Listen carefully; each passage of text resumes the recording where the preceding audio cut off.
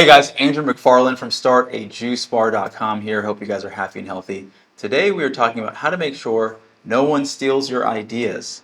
This has come up a lot. I'm sure you're interested in finding out how to protect your ideas and just my general philosophy on all this. So stay tuned. But before we dive in, if you guys are new to the channel and you don't know who I am or what we do, over the last decade, myself and our company has had the pleasure of supporting hundreds and hundreds of entrepreneurs all over the world launch and scale successful juice concepts, smoothie concepts, acai bowl businesses, and more. All the information on this channel is coming from that wealth of experience. Early invitation. Press the like button. Subscribe to the channel. That's going to make sure you get alerted when we release new content. That's it. Now let's dive in. Okay. So you are a new entrepreneur. You are just excited about your business, getting it off the ground, and you have some concern. You've spent so much time thinking about all your recipe ideas, what's going to make your store concept unique, so on and so forth, and you're going to have to engage with other companies and people around you in order to gain that support. That could be designers, our company, could be landlords. There's going to be all kinds of people you come into contact with that you might be concerned with stealing your ideas. Now, the first thing that I want to share with you is actually 99% of the time, this is actually nothing to be concerned about. And the reason being is twofold, okay? One, ideas are a dime a dozen. And yes, you might have great ideas, and I'm not minimizing that. It's important to think about your business and have unique creative ideas for your concept as a whole. But understand that execution is everything, right? I can have an idea for a time machine, but if I can't build this time machine, it's worthless. And I mean, like, my concern with telling other people that I have this idea for this time machine is really not what's important. People, eventually, when they have ideas to create and patent that time machine invention, if you were to create something like this, that's what really matters. Not the high-level concept of what you're going to do, but the details on how you're going to execute that, right? Like the really finer details.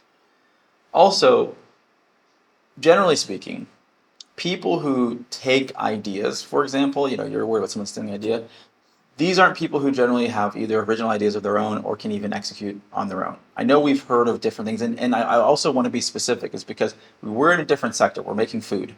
If you were in, let's say, technology, you were an engineer, you were creating inventions. It's a very different thing because people like having patents and ideas in that realm, biotech or things like this. Companies have to be very, very secretive with their ideas. Something that you may or may not know, but for example, in food service, you can't patent recipes. You can't copyright a recipe. Recipes cannot be made exclusive. They're always going to be considered public domain information. Now, having said all of this, what are some things that you can do, right? You may have certain information in your business that if, let's say, a competitor was to get a hold of that, that could not be good for your company. So you may have people sign things like NDAs, which is basically a non-disclosure agreement, to say, hey, if we're giving you certain information, we don't want you to disclose this information to other people that could know more about our business. So, for example, like our financials, statements and things like this. There's certain information definitely you want to keep private in your business, but generally speaking, it's not going to be things like high-level ideas or concepts that you have about your company, because people are going to know what those things are, especially if you're exposing them to the public, and it's something that the customers are going to see and go, wow, that's really unique. So there's certain kinds of information in business that I think you want to be more aware of and sensitive to. The other thing that you can do, and probably an area where it's also more sensitive, are with certain staff members. An employee comes in, could be a management level staff, and you generally wouldn't want this person to come and then say, okay, they've worked for your company for 6 months or a year, and an investor comes and says, hey, I want to utilize you, take you away from this business, and I want to partner with you in opening up another juice bar. Well, in that case, it would be beneficial to have agreements in place with your management team so that they cannot go and open up a juice bar, after they've left working with you after a month, 2 months. Usually you might even have some kind of agreement that says, okay, you can't get into opening. You can work for another juice company, but you can't actually have ownership stake or something else, and obviously this is not legal advice. You want to consult with a lawyer, but there are things that you can do to constrict their capacity to take all the things that they've learned in your business and go and just start another business after they leave your company.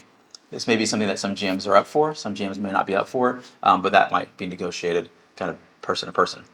So that's more of the umbrella things to think about. And also just, I think if I was to stress one point in all of this, is most of the time when I'm speaking to people, they're overthinking because they are strictly in an ideas phase and they haven't executed on a business and they don't understand how important and difficult that is to do and do it well, they overvalue the ideas as opposed to really, acknowledging how important it is to execute, and that a lot of people cannot do this if they don't have proper guidance, the right work ethic, being personable enough, and having high IQ and EQ and all these things. So that's what I wanted to mention today. Don't overthink that aspect of it, and also don't be completely blind to the fact that yes, it's going to be helpful to understand what information for your company should remain secretive within the business for the sake of not making you vulnerable to other competitors and so forth. But don't get too anal about it just as a whole, because it might ruin more relationships than it helps, for example. Because just to share some of my own experience, because sometimes we'll have clients that come and they say, okay, well, we would like for you to just review we've done a business plan, we worked on it ourselves, we're not really sure that it's where it should be, can you review it, but we need to sign an NDA in order to review the business plan. And for us, it's just like, well, I'm not interested enough in reading someone's business plan to think, okay, I need to sign a non-disclosure agreement, because, in many situations like that, we might be doing someone a favor. And so just understanding how to navigate these kinds of relationships, what information is helpful for you, and so forth, and having a balanced approach as a whole. So if you guys have questions about this or thoughts about this, put it in the comment box below. Would love to hear your perspective as a whole. If you just like the video or you like the content in general, put it in the comment box below. This inspires us to keep making more content for you regularly.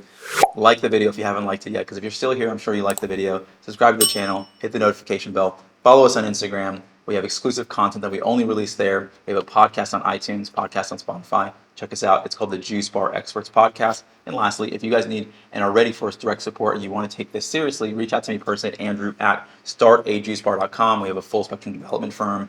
We can take you from wherever you are now all the way to where you want to go. Whether that's multiple stores, you want to franchise your business, so on and so forth. Reach out to me there. Until next time, hope you guys are happy and healthy. This is Andrew McFarland with StartAJuiceBar.com. See you soon. Hope you guys have been enjoying the video content. If you're inspired to learn even more about how to start your juice business from scratch, for you, we have a free ebook. It's called the 15 Steps to Starting Your Juice Business. And this is going to go through a high-level overview, through a step-by-step process on how you get your business off the ground. Everything from branding, menu development, finding the right location, and more. This is going to be a clear roadmap so you know how to go from where you are all the way to opening your store. If you want to go even deeper, we've also created an online course. It's called the Juice Bar Master Blueprint. This is going to go into great depth on everything from how do you put together and think about recipe development? How do you cost out your menu and what's the math around it? What equipment do you need? How do you design your store? How do you find the right location? And so much more. I know you're going to find a lot of value out of both of these. There's links in the description below. So I hope to see you guys at the next video, and enjoy.